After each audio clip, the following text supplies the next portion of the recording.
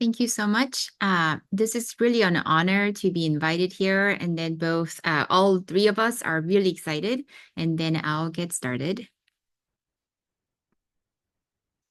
Okay, so welcome to AI-READI, Studying Salutogenesis in Type 2 Diabetes project. So I wanted to take a brief moment to discuss what Bridge to Artificial Intelligence or NIH funded Bridge to AI program. So a couple of years ago, there's no surprise that there have been tremendous success and progress made in using artificial intelligence and machine learning for many of our areas of our life, including medical science and biomedical research. And NIH has recognized that there is a very huge potential in uncovering new biomarkers, uncovering new therapeutic mechanisms with the application of artificial intelligence modeling. However, they also recognize that data sets that we are familiar with, such as UK Biobank or any of the disease-specific registry data, they have many limitations, such as data set being very skewed for either very healthy people or very diseased people. So we really wanted this program to enable the data generation for studying very various levels of scientific questions that is ready to go for AI research. So Bridge to AI program is divided into 3 pillars of data and ethics and people. And Bridge to AI also, if you're looking at kind of the overview of the scientific discovery pipeline that I just mentioned, there is this part, data preparation, model development, and model evaluation, whether that is in the continuous loop. Bridge to AI program is just here on the data preparation. So this is a tiny little step, but hopefully it's going to create blueprints on how to enable more data generation and then also enable future success in model development and model evaluation that's going to change our healthcare in future. So there are 2 portions of Bridge to AI program. One is Bridge Center, and then the other one is Data Generation Project. So Bridge Center focuses on integrating and disseminating and evaluating things that we do out of the Bridge to AI program. And then there are 4 specific data generation projects. One is in functional genomics, and then one is in voice, where they are collecting voice as a biomarker of health. And then we are here in the Salutogenesis project. And then there is another data generation project that focuses on ICU medical data in terms of doing diagnosis and risk prediction. So that's the really quick overview of the Bridge to AI program. So now, welcome to AI-READI project. So our goal of the Salutogenesis Data Generation Project, or DGP, is to create a multidimensional ethically sourced data set in diverse people for studying salutogenesis in type 2 diabetes. And we refer our study as AI-READI. So what does salutogenesis mean? I will be honest with you, I actually did not know what the word salutogenesis meant until we had to write this grant.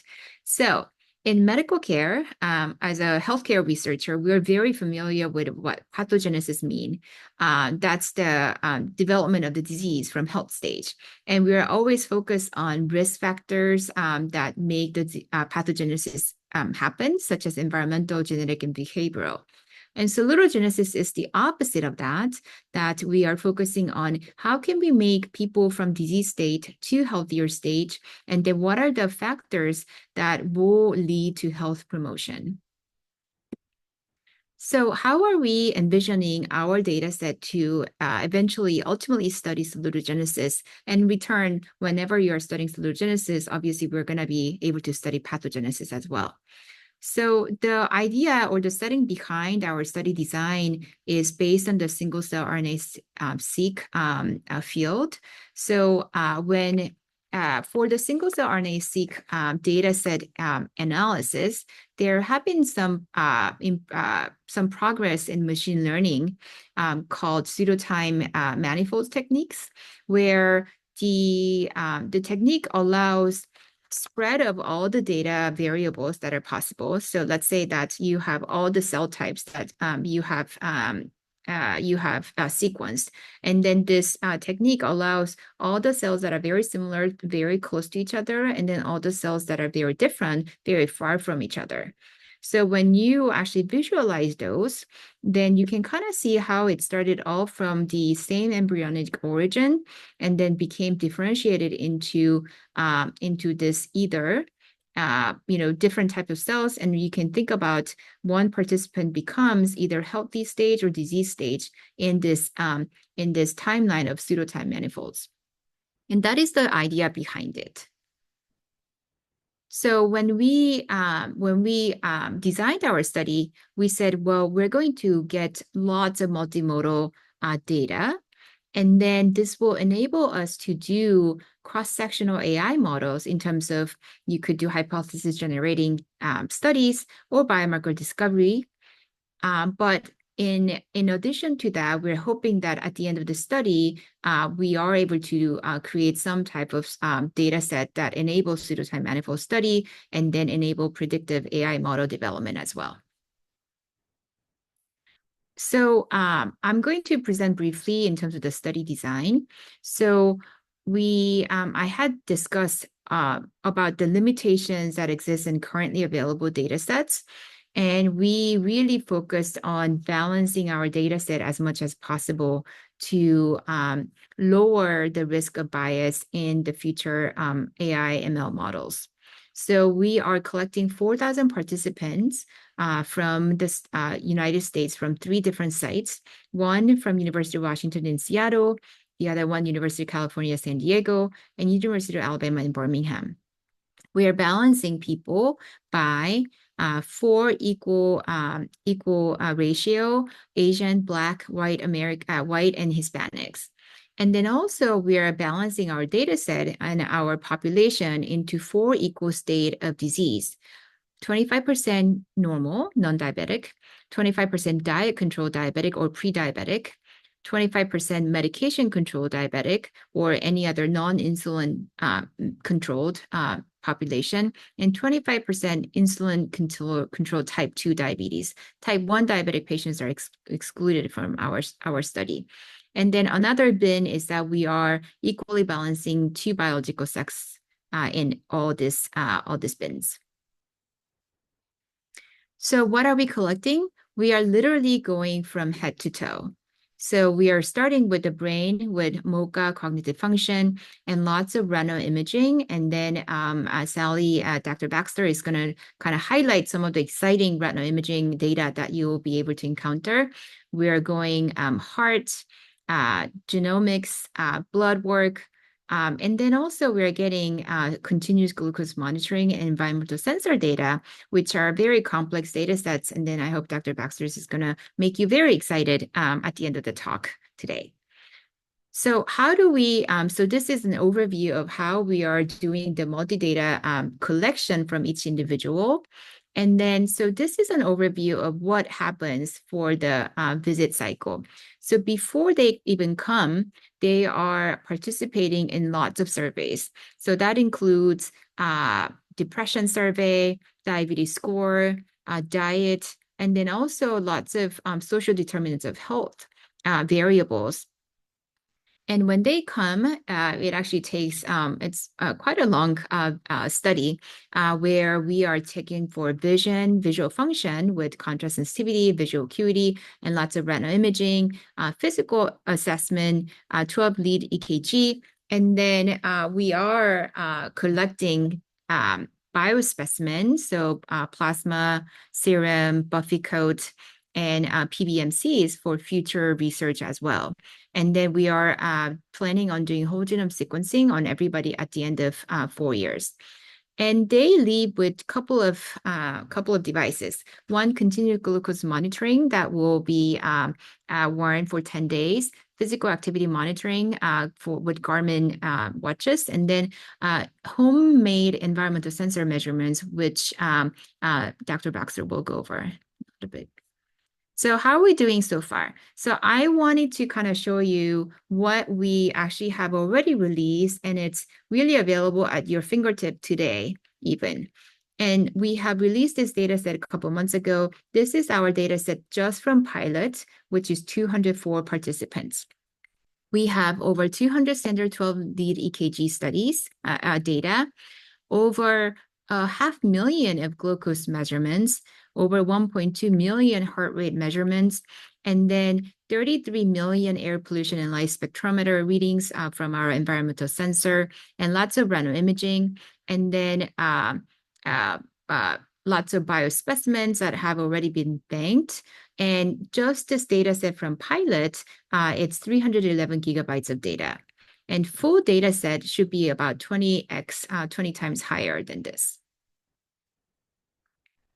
So we've been asked, what are the top 3 questions that Bridge2AI AI-ready dataset could answer? So one of the key question is, well, how can we better understand type 2 diabetes heterogeneity? And then I'll kind of show some visualizations, so you could think about that. And what are the connections between multi-organ function in type 2 diabetes? For example, how are the kidney, heart, eye, and brain interlinked? Because we have all that data. And how do interactions between environmental sensors and drive outcomes in type 2 diabetes? Are they risk factors, or are they modifiable risk? Are there any interaction between all the risk factors for type 2? And other potential questions could be, again, interactions between various biomarkers and type 2 diabetes severity. You could think about biomarkers in different organ system, different, I think we are very excited because there are so many possibilities. Retina imaging features that could be most predictive of indicators of diabetes severity. And there aren't that many studies with this much sample, anticipated 4,000 participants with social determinants of health and in type 2 diabetes. So that will be another wealth of data that we'll be able to provide. So this is just kind of showing you a histogram of just the pilot data from 204 participants. The top histogram is the age. We have from age 40 to 85. The bottom histogram is BMI. So we actually have a wide range. And then this is kind of to show you that, yes, it's going to be possible to kind of tease out the heterogeneity that exists in our population.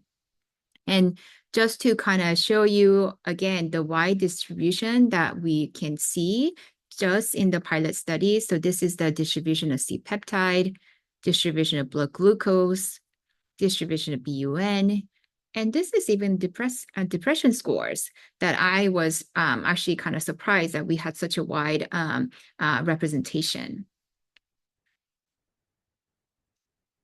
And what is even more exciting is that year 2 data, which includes more than 1,000 participants, it is anticipated to be released to you and publicly accessible in November, which is next month. So this is the last part that I'm going to show. So I had mentioned, well, what about the heterogeneity? I mean, we know that the type 2 diabetes, there's lots of heterogeneity. And then, what are other biomarkers or other data values that we can leverage to understand that? So this is a crazy scatter plot of all the CGM values. Okay, so the y-x-axis is a 10-day 10-day collection. And then every little person, this is from the just pilot data. And each color is the data set point of one person, but because there were so many people, we had to repeat some of the colors. And then this is a blood glucose value. So top left is no diabetes. Top right is pre-diabetes. Bottom left is medication, and bottom right is insulin. Just on the pilot's data, you can tell that there is definite difference in the CGM, continuous glucose monitoring, because the average value of the average value of these these 4 groups do differentiate. And then it's not surprising, but it's it's quite clear. And then it's exciting to see this beautiful graph. And one thing that I was kind of surprised is that clearly there are some people that have really, really high blood glucose, and they probably don't know that they have diabetes. They probably have, some type of pathology going on. And if you are looking at the medication controlled and insulin controlled, because these are type 2 diabetic patients diagnosed with type 2 diabetes, this will enable us to tease out, well, what is the trend? What are some heterogeneity within this group? And then what are other factors that determine these differences in type 2 diabetic group? Again, year 2 data release anticipated next month, and then it's going to be more than 5 times higher than what we have right now. But next question is, how can you get access to this data now that hopefully I got you really excited. So next portion, I'm going to give it to Dr. Patel. Hey, thank you so much, Cecilia, and thanks everyone for having me here. I'm going to share my screen quickly and get started talking about how you can access our pilot data set that Cecilia mentioned has 200 data from 200 participants. And this exact same process could then be followed back in November when we release our new data set with more than 1,000 participants.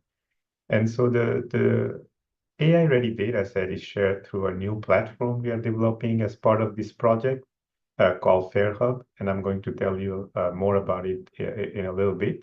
But to get to the datasets page on the FairHub platform, there's several ways you can get there from our project website at ai-ready.org or from our documentation website at docs.ai-ready.org or directly on fairhub.io. And irrespective of how you get there, this is where you'll end up, which is the datasets landing page on FairHub. On that page, you'll see several tabs, each providing some information about the data set that can help you kind of learn more about the data set and decide if it's really something you want to get access to or not. And if you do, you can click on this access this data set button to start the process for accessing the data set. And you'll be taken to this page where you have to go through several steps before you eventually receive a link for downloading the dataset. And so then you again may wonder why there is so many steps to get to the dataset. And especially since based on our consent, the publicly accessible data that you will get doesn't have any PHI, or we even remove some additional variables such as race, ethnicity, and sex to protect the study participants. So in theory, we could have shared this data on any repository with open access where you just have to click on a download button to get to the data.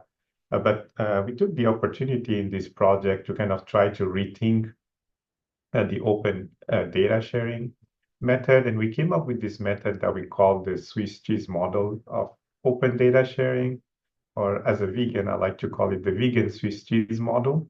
But which is designed to kind of add layers that protects the participants' privacy, and with the understanding that each layer may not be foolproof, it may have holes, but that in series aligned, these layers will protect significantly better the participants' privacy.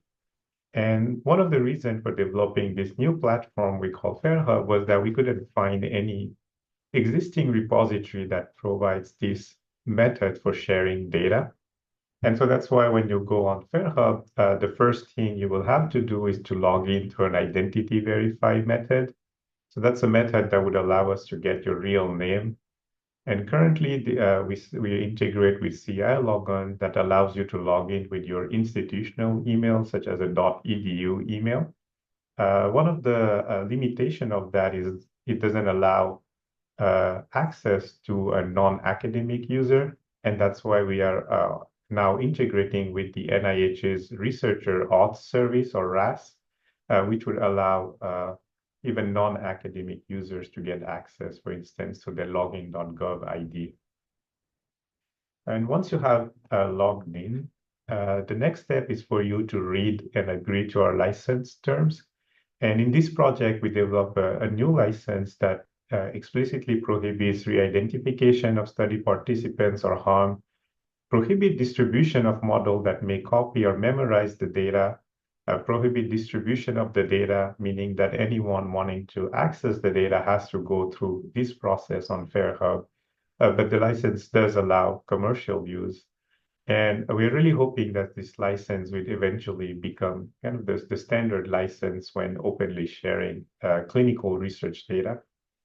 After you have agreed to the license terms, we do have a step where you have to attest and type character by character several things where you attest not to attempt to re-identify participant, distribute the data, and so on. So kind of emphasize again on the license terms, but you also attest to use the data only for type 2 diabetes related research, because in our consent, what we said to the participant is that the open access data will only be used for type 2 diabetes research.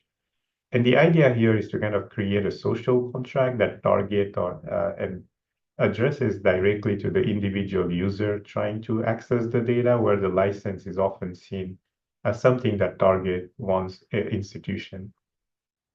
And if all of that is not enough to deter you from misusing the data, you also attest to the individual watermarking of the data. And so each user gets a uniquely watermarked data set tied to their identity that we get from the first step. And so if the data set appears somewhere online, we can track who leaked it, for instance.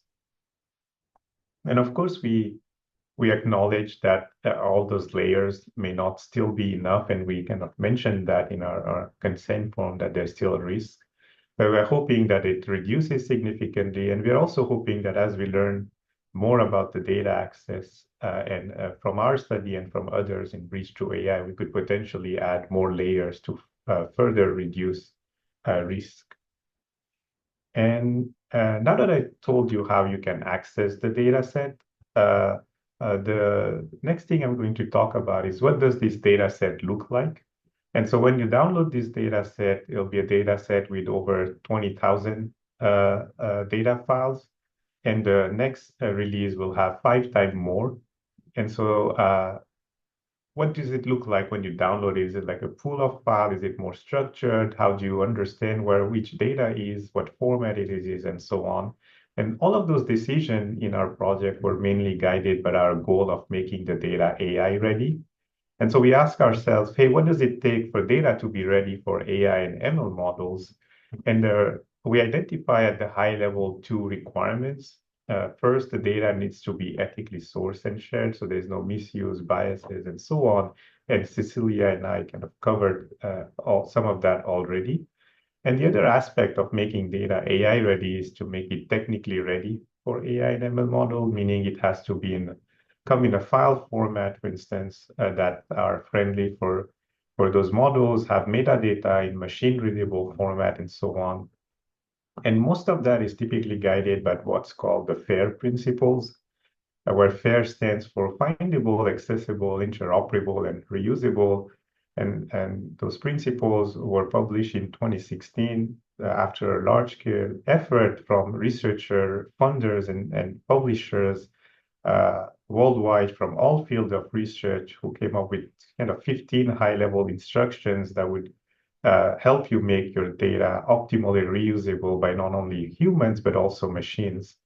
And I won't go through the details of the principles, but practically to make data fair, and again, this is a very high-level picture, you need to do 5 main things. And so the first is to structure data according to a consistent folder structure so that it's easy to navigate for humans and machine. Use standard file formats, so ideally anyone should be able to open and use the data files easily.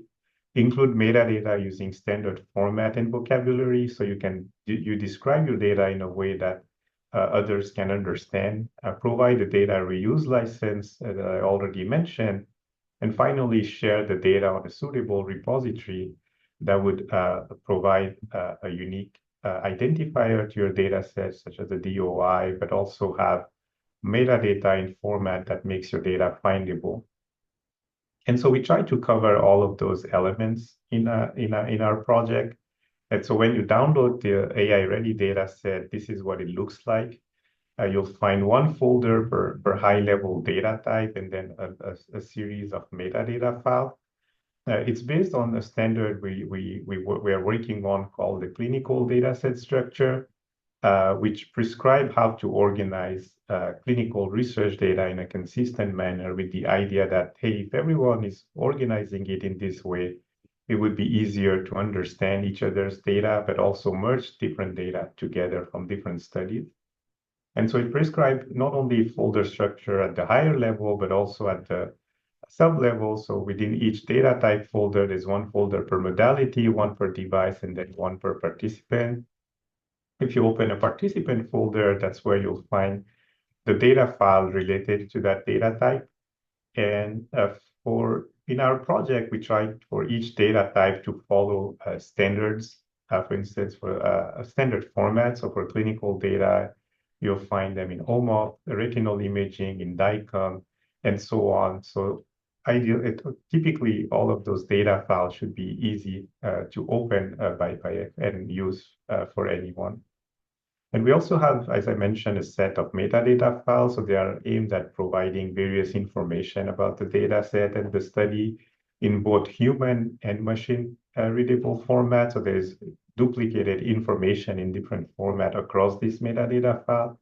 And so, for instance, the participants.tsv file that you will find in there will provide you information about what study group each participant belonged to, their age, the study visit date, but we also provide a recommended split. So when you're developing a model, which data to use for training, validating, and testing your model.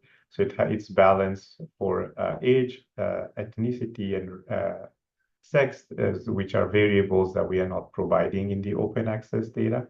And we also tell you which data type are available for each of these participants.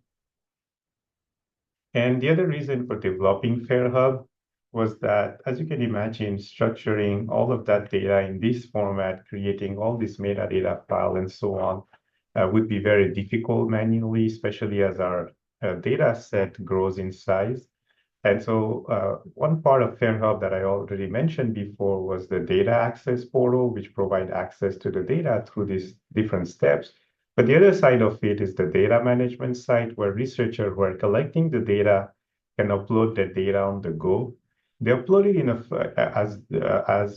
as it comes from the different devices, so in the raw format, and they have one folder per site, one folder per device, which is something easier for them to manage. But the platform provides tools to automatically convert that into the folder structure I described with the right naming convention.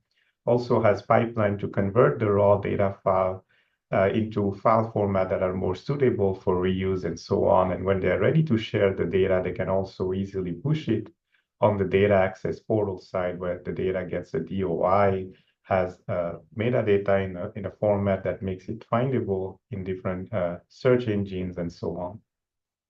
And I believe now I'll pass on to Sally, who'll tell you more about the other resource we have built around the data set. Thank you. Wonderful. Thanks, Bhavesh. I'm just going to start the share here.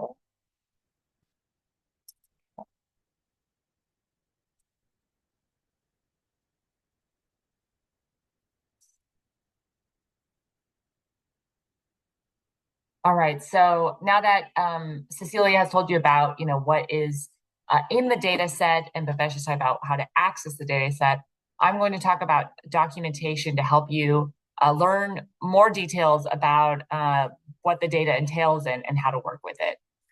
So all of this information is on docs.ai-ready.org. And as Bhavesh mentioned, to access the data set, you go to this right-sided button and go through the whole FairHub pathway. But there's a whole nother section to this website on the documentation, and that's the part I'll be focusing on. So we have a general about page that'll tell you an overview of the project and of the documentation itself. And as you kind of go through this menu here, we do have information about the license. This is a very high-level overview and just kind of summarizes some of the license terms. But I encourage anyone who is planning to work with this data to really read the full license here and get all the details there, which is hyperlinked here as well. One of the prerequisites as you go through the FairHub data access pathway that Bhavesh showed is that you have to attest to having had prior training in at least, basic research concepts and human subjects research protections, because this protocol obviously does involve human research subjects. And so a lot of folks, I think, who are going to be using the data set have already gotten that kind of training, especially if you're at an academic institution and you've already been working with human research subjects data. So that, of course, any of your prior training can satisfy that requirement. But if you have not done that training and would like direction towards resources in order to gain that training content, we have a variety of resources here that we provide links and explanations to that you can then access and then be able to do that training. And with the next data release happening next month, we're also going to be offering a guide to training specific to AI and ML. One of the features that we have as part of our dataset documentation is a health sheet documentation. And so some of you might have heard about some of these frameworks for documenting data sets, and these include things like data sheets, health sheets, like AI nutrition labels. These are just some examples. But basically what these are standardized frameworks for documenting data sets. And there's kind of a series of, standardized elements and metadata. I'm talking about the rationale, ethical considerations, data processing, what quality control measures were done, and so forth. So we have filled all of that out for the AI-ready data set. It's a really nice way to kind of get an understanding of how the project was set up, how those different issues were handled in our project, all in that standardized framework. So that's available as well in our documentation as like a reference point. Now you'll see on this left side menu that after kind of overall description of the data set and the health sheet, we then have all the data domains listed. And so Cecilia talked about, the wide array of data types that are available in this protocol and subsequently in the data set. And what we've done for each of these areas is to really do a deeper dive around the data domain, realizing that the research community that's going to be using this data set comes from a lot of different disciplines, may have experience with some data types, but not others. And so what we've done for each data domain is that we give an overview of it and the clinical background, what's the rationale, why did we choose this data domain to be included in the protocol, and how is it used clinically or in research. We do talk about data processing, and it gives you a little look into like the file formats, the data structures. So as Bhavesh was saying, gives you a preview of how you'll actually access the data once you get access to the data set. With the emphasis on fair data principles and standardization, we do go into the data standards that are relevant for each data domain. And then we also have metadata and example outputs. We do show the surveys and questionnaire as well that are part of the protocol. So that's another way to look at, to understand what data elements are available in this data set. We know that social determinants of health are, for example, a huge factor in diabetes risk and outcomes. And so we did use the Phoenix toolkit and have sort of these, common or standardized, validated social determinants of health instruments that are part of the protocol and in the data set. And so actually, if you go back here under the clinical data, we do have a section on questionnaires that'll basically show you every individual survey item that our participants go through. And again, that's a way to be able to gauge what data is available. I'm just going to go into a little bit more detail in a couple of the data types that are relatively unique to our data set and might be of interest to the folks in the dkNET community as far as looking at, novel questions in diabetes. So one thing we have is an environmental sensor that is, sort of a custom-built environmental sensor from the Lee Lab at University of Washington. And this was based on the premise that, we know that there's this a lot of emerging evidence around environmental factors being significant for health outcomes. I think the environment in climate change and all of that is getting a lot of visibility these days with our recent hurricanes and all the sort of weather changes that we're seeing. But, a lot of the prior environmental health studies have really looked at outdoor conditions at a broad city or regional scale. I've seen a lot of studies where you're looking at, zip code data and then linking that to GIS data around temperature and various environmental factors, but it's on kind of a larger scale. It's rare to have data on an individual's home environment. And we know there's a lot of variation in home environments, but that has not necessarily been super well studied. And so in our protocol, they take the environmental sensor and take it home for 10 days, and is essentially taking continuous measurements during that 10-day period of their home environment. And these data points include particulate matter counts, temperature, humidity, VOC quantification, nitrogen oxide quantification, and also light intensity measurements. This is a diagram that shows you kind of how the sensor is built and the various sensors that are included, or those components that I mentioned into this, overall sensor, which is just like an index card, size, a box that sits in the participant's home. It's non-obtrusive. It does have an LED display just to show that it's on and working, and it actually displays the measurements over time. And you can see that, this is an example of some of the data output for light intensity measurements over the 10-day observation period.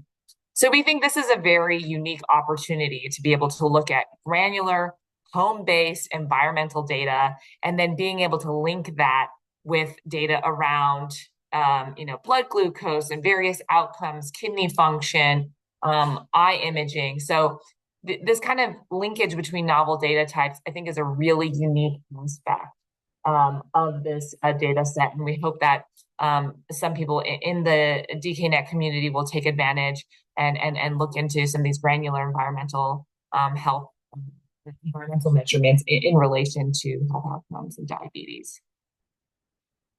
Another one that we have in our data set that probably is, less unique, I suppose, than the environmental sensor, but I think still a very valuable asset to the data set is the continuous glucose monitoring data. So there's a lot of data sets out there that might have, A1C values or blood glucose measurements from EHR data, for example. But we all know that those often are few and far between, and an A1C is sort of a global average, right, of the last 3 months or so of the blood glucose values.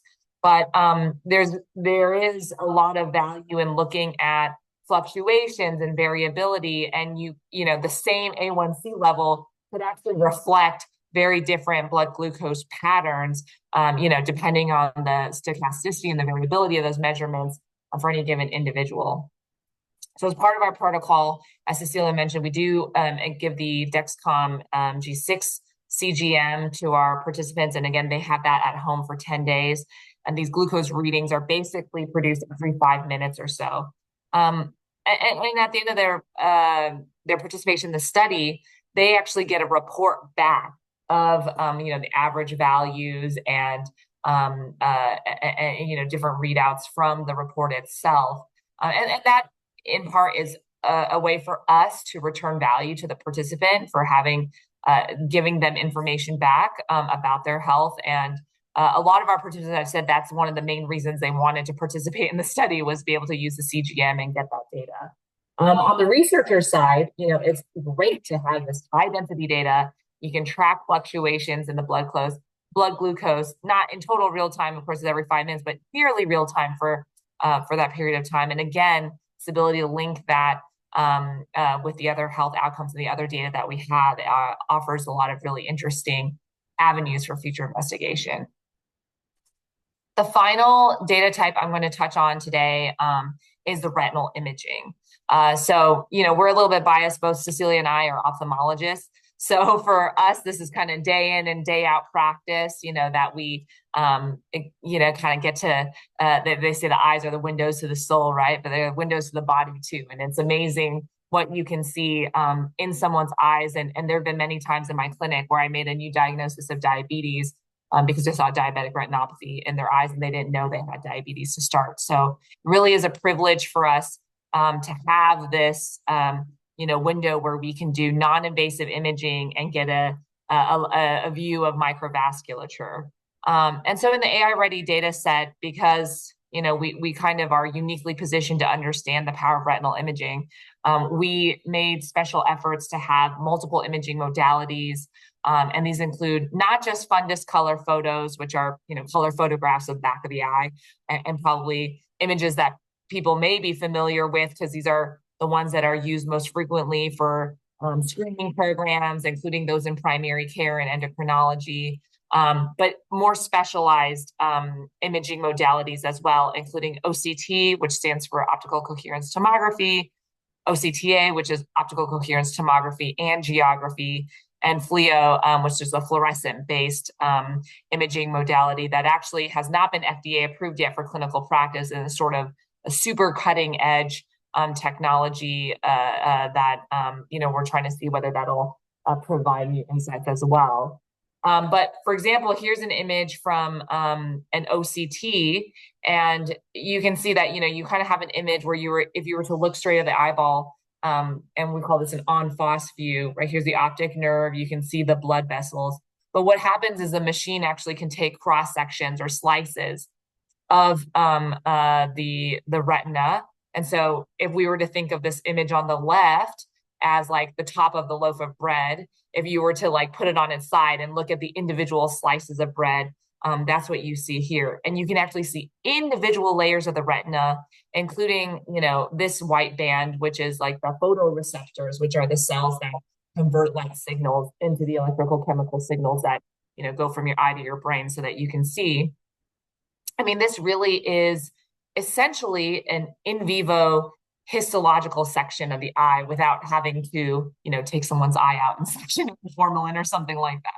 So it is amazing. It is, at the sort of tissue histological level to get live imaging in a non-invasive way in a relatively short amount of time. And so that I think offers a lot of interesting phenotypic characterization. There's this whole emerging field of oculomics and using these images as both biomarkers and risk factors for various systemic diseases like cardiovascular disease, neurological disease, and certainly for diabetes. There are well-known changes that we can see in these images, but we think that including with OCTA and FLIO, which are relatively less well-studied than things like Klorfine as far as OCT, there might be even more avenues for better risk stratification or biomarker development.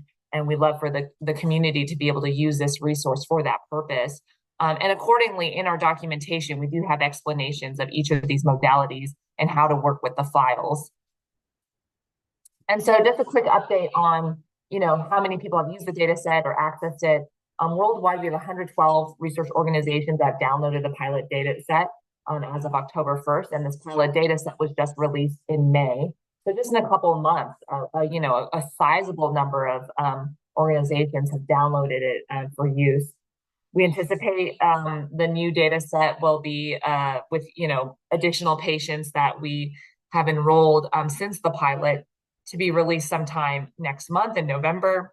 And this will have data from over 1,000 participants. And as Cecilia mentioned earlier, that there were some data components that are not into this public-facing data set due to privacy concerns. That's the restricted data set. We are in development of various like data use agreements and other frameworks for being able to share that data. Very briefly, I'm going to talk about some training opportunities. I know we're running a little short on time. I want to make sure we have enough time for questions. But one of the goals of the Bridge to AI consortium as a whole is to do workforce development in AI. And as part of that, we have a full-time research internship program that is attached to our project. As for those above the undergraduates level, and it's, has full stipend support at standard NIH levels, includes a 2-week in-person summer programming bootcamp at UC San Diego, and we're very beach adjacent. It's very nice. And then the interns are placed with mentors around the country for a year to work on mentored research and also contribute to our AI-READI project. And we do have applications open now for our next cohort, which will be our 3rd cohort of interns. They would start in August of 25, and the deadline's in mid-January. So just any trainees out there or people who mentor trainees, please feel free to pass along the information on this opportunity. Now, we know not everyone can do a full-time experience, and so we are working on developing a program with the Aim Ahead Consortium, which is another NIH-funded consortium aimed at promoting diversity in AI/ML.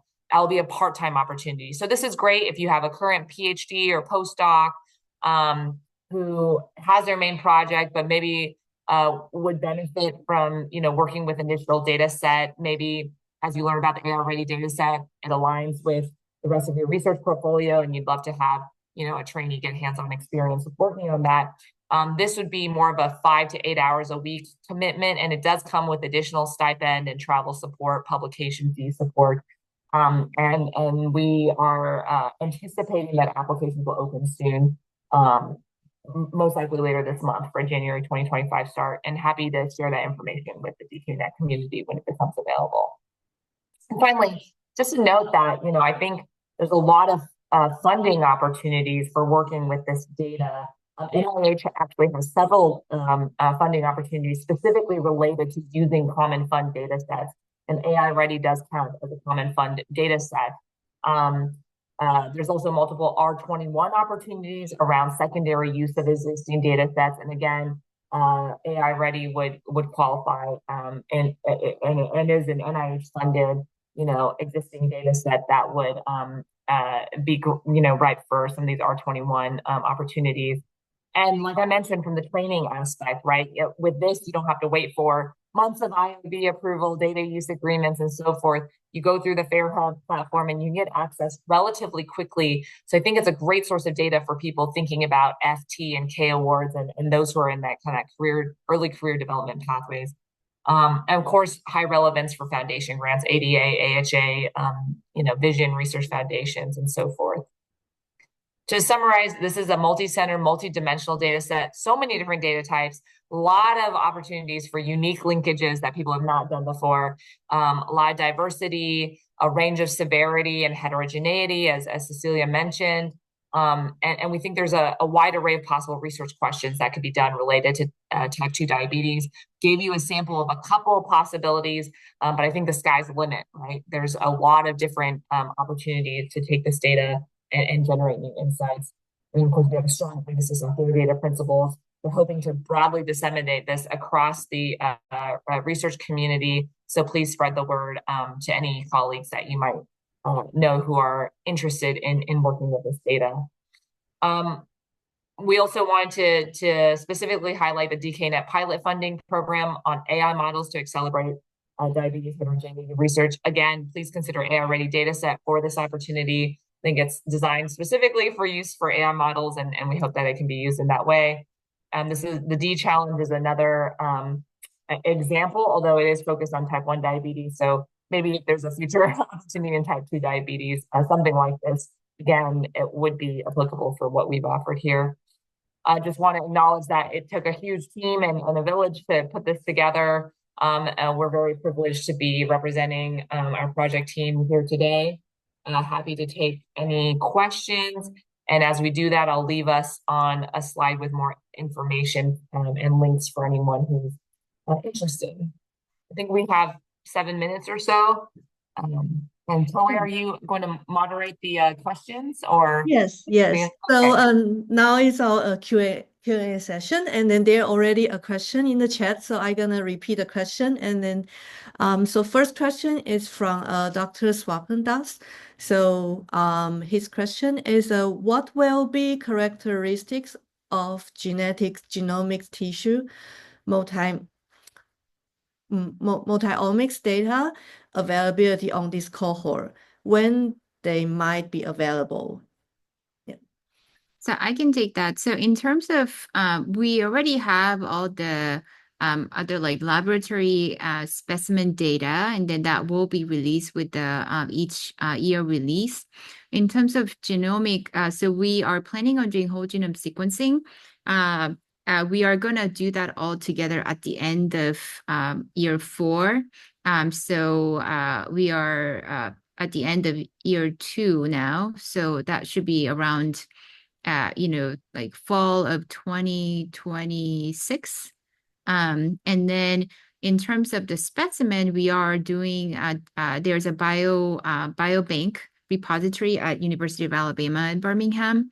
And then those will be available for the researchers to request. I'm assuming that will be at the end of the grant period, because year 3 we'll be focusing on the data user agreement, data access committee, and then I believe that year 3, year 4 will kind of come up with a guidelines in terms of how do we decide who to give biospecimen, because unlike the other data, biospecimen, there is a limit in terms of what we have. But we will have we're banking buffy coat, plasma, and serum, and then also we extract PBMCs for any future stem cell work as well. Okay. And then thank you. Hope that answers Swapan's question. And then I think he also have a second question. In your pilot data, some of the individuals, there's no diabetes group. In no diabetes group seems to be have glucose in the range of T2D. How those groups were determined, classified at recruitment? Yeah, so I can take that. So the way we are recruiting is based on random selection. Well, so we screen from each site on ICD, based on ICD codes. So based on ICD codes that says diabetes, pre-diabetes, and then in people who do not have any of the diagnosis, they become eligible for control or no diabetic participants. And when they come in, we ask, and then whatever they tell us, and then whatever their EHR tell us, we divide them into no diabetic group, pre-diabetic group, and then those medication versus insulin control group. However, the reason why we release all the CGM and the blood glucose data is because you will have all the data to reclassify if you want. In terms of, if you mentioned that there are some people who have pretty high blood glucose, and then so you might want to look into what are there any other variables or values that suggest the pre-diabetic diagnosis, or so it's really up to you in terms of how you might want to reclassify if you want to, and then I think that will be an interesting study question as well. Thank you, Cecilia. And the second question, I think Sally answered, but I'm going to repeat the questions for people who watch the recording. So it's from Dr. Jongha. Does the CDM data set including nutrition information, specifically the amount of carb and the fiber? Yeah, and I put it in the chat, but I'll just elaborate on that, is that the CGM data set itself does not include the nutrition information. But we, for the participants who are in the study, they do a dietary survey as part of their participation in the study. And if you want to see what questions are in that, I put the link in the chat. But if you go to our docs.ai-ready.org website and you go under the clinical data section, It's under questionnaires. You'll see a list of all the questionnaires that we ask. So in addition to diet, I think we also have like lifestyle and substance use and so forth. When you're working with the data, that data is going to be in the clinical data folder. So that's where all the questionnaire data is going to be located. So just keep that in mind, that the CGM data is going to be separate in a separate folder than the questionnaire data, including the dietary survey. But of course, you can always just do some data wrangling and join the data by participant ID to be able to link that data together. Thank you, Sally. And then there is another question from Jithing. So are we allowed to share the data within our organization to our analyst grad student, or do they need to register separately? Actually, every person who is working with the data set directly needs to register in FairHub for access. Bhavesh, anything to add there? Yeah, I was just looking through our license terms. I thought we did have some wording there where we say that you could others can have access if they're part of your team, but with the understanding that they're bound with the same terms. I couldn't remember if we kept those or kind of as we were working on the license, but I can share the license link to the license term and for you to look. But I think there is. Also, I was going to say that if you're the PI and then you're sharing it, if something goes wrong and we find the watermark, and then that eventually becomes to the PI. So just FYI. And then this is in collaboration with, really tremendous support from Microsoft because they are providing us with unlimited credit for Azure. And then, so that's why we can say, please download it as much as possible, and then please leverage this data set. So I do want to acknowledge that. Okay. We are reaching 12 o'clock, but if you guys can stay like a few minutes, there is another question from Dr. Brian Liu. So how is type 1 diabetes excluded from the study? In our experience, many people with type 1 diabetes, LADA, with positive auto antibodies were listed as type 2 diabetes in the EHR based on ICD codes.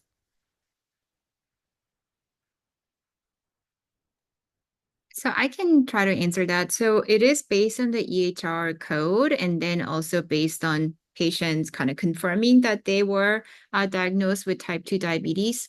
And it is certainly possible that they are misclassified as type 2 and then they're really type 1.